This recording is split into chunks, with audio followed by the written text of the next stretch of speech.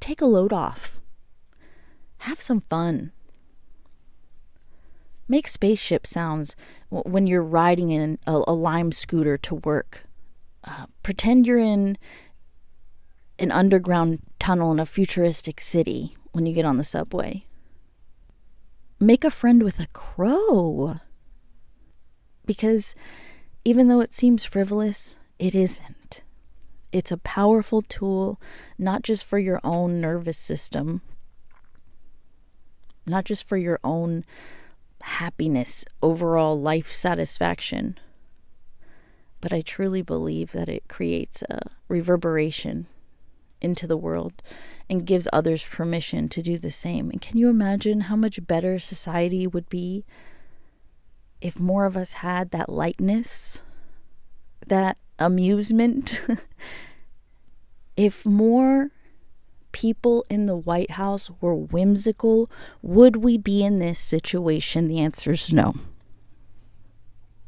Do you see what a metaphysical can of worms this portal is?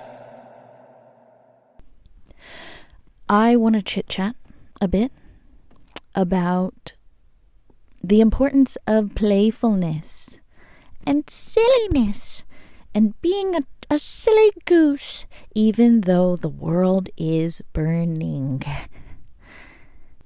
I think the first things to go when we're in survival mode, or even if you're not in survival mode, but you're just in adult mode, you're in I'm following the path that was laid before me by society mode, and I'm a grown-up. The first thing to go is anything deemed frivolous. And of course, along with things like making art, being creative, playfulness goes right out the window. And I'm here to tell you that's a mistake. Because take it from me, somebody who has been through many trials and tribulations in my life. And I have continued to get through it with this dashing personality and just witticism. And that's because I have let myself always remain playful. Maybe it's the autism, I don't know. But I'm here to share it with all of you, friends. Normie brains and otherwise. It can benefit us all. I truly believe that. And that's just like seriously letting it all hang out. Even when you're alone, just see the world through the eyes of a child.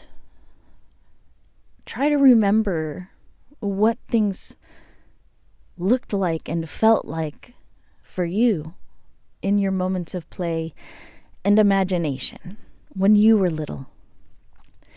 Don't be afraid to,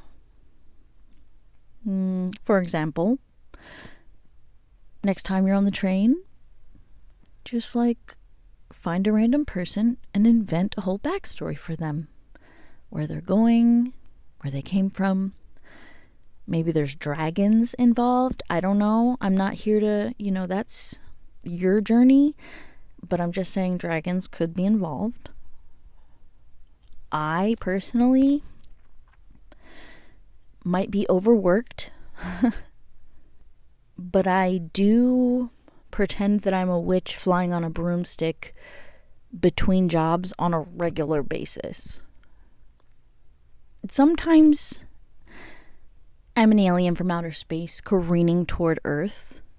That does happen as well. Like to switch it up. I definitely, for realsies, talk to trees and plants and consider them my friends.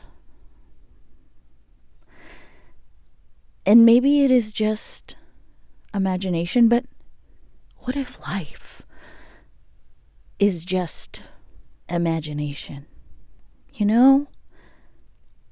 Like old Shakespeare said, the world is but a stage, and all the men and the women players on it.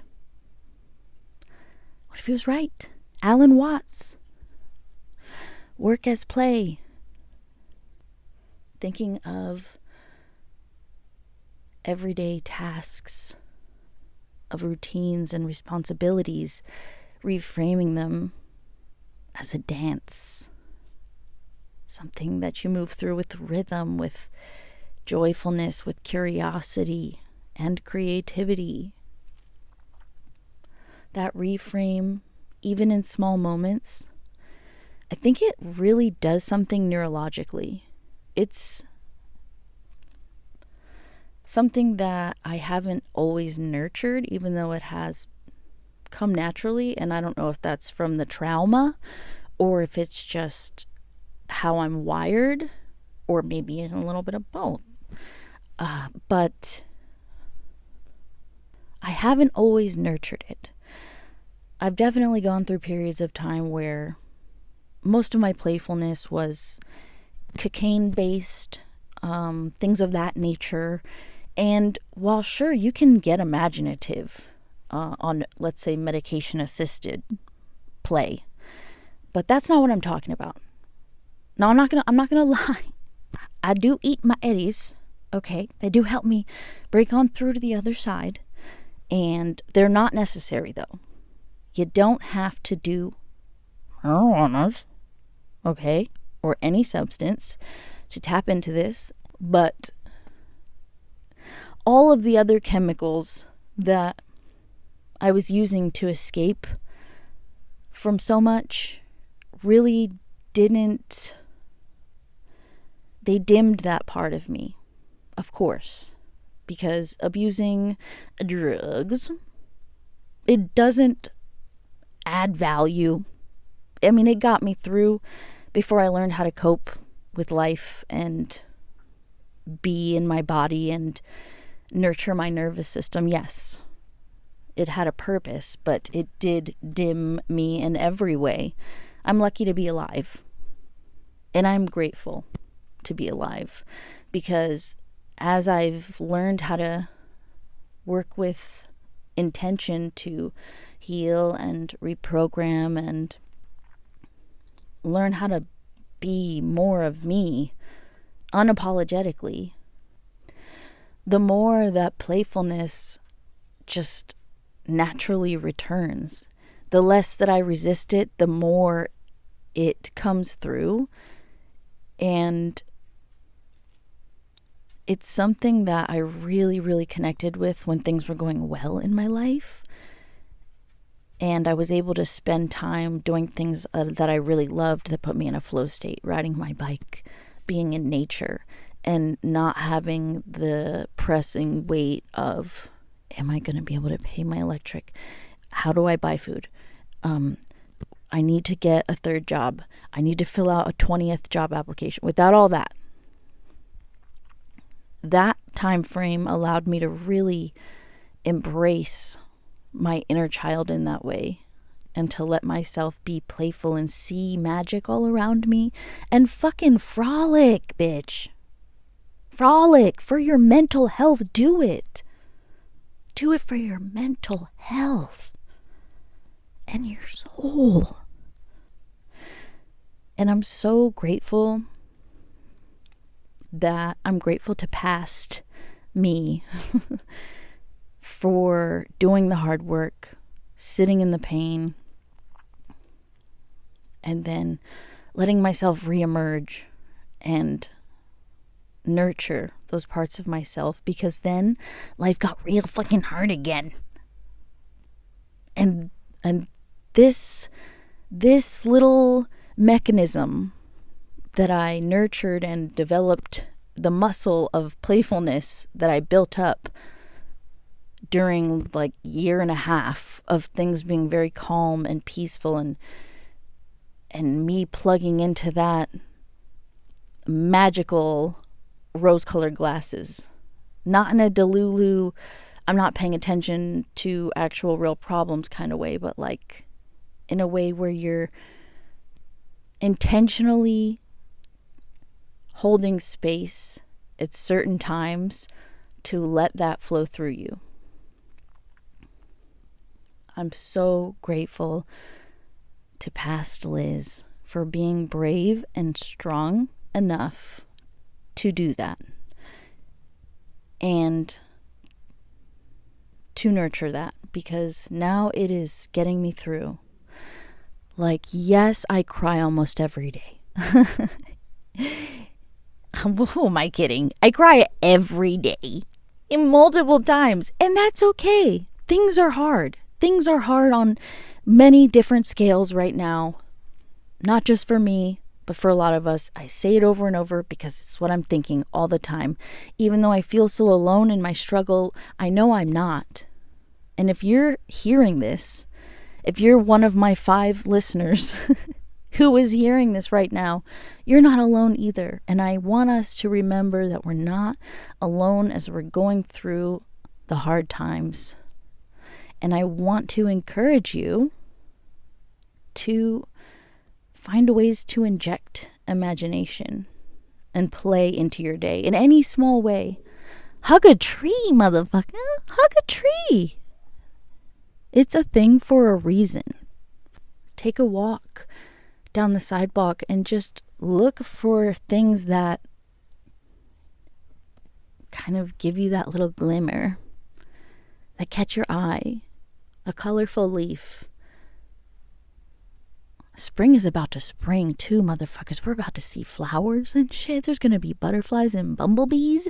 Talk to the bumblebees. I swear to God, you will not regret it.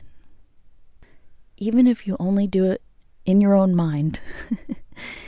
Even if you're just talking to yourself, maybe you feel cringe and awkward at first, but let it go. That's not a burden that you need to carry, especially not if you're carrying a bunch of other burdens. Like, get the fuck out of here. Take a load off. Have some fun. Make spaceship sounds when you're riding in a Lime scooter to work. Pretend you're in an underground tunnel in a futuristic city when you get on the subway. Make a friend with a crow. Because even though it seems frivolous, it isn't. It's a powerful tool, not just for your own nervous system, not just for your own happiness, overall life satisfaction, but I truly believe that it creates a reverberation into the world and gives others permission to do the same. And can you imagine how much better society would be if more of us had that lightness, that amusement? If more people in the White House were whimsical, would we be in this situation? The answer is no. It's a hard no. So I invite you to join me in frolicking and whimsy. And please let me know if you do this experiment, okay? Give it 1 week of being a whimsical little fairy or a mighty armored knight or whatever it is that does it for you. Make friends with a cockroach. Try little moments every day for the next week. Come back here. I genuinely want feedback. I want to know how it felt. How did you feel? Did you feel any shift? In closing, I just want you to remember, anytime you think it's not productive 3,000, it's not productive, or I have too much to worry about, I'm gonna be homeless soon. I just want you to remember, it's not frivolous. I don't care what the man has told you, but it is not frivolous to be silly, to be a silly goose. The devil is a liar. Okay? So I'll see you silly geese on the next episode of Lux POVcast.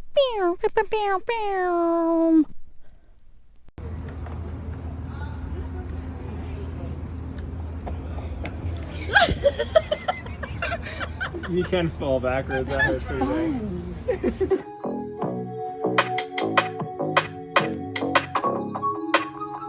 Also, I made this beat.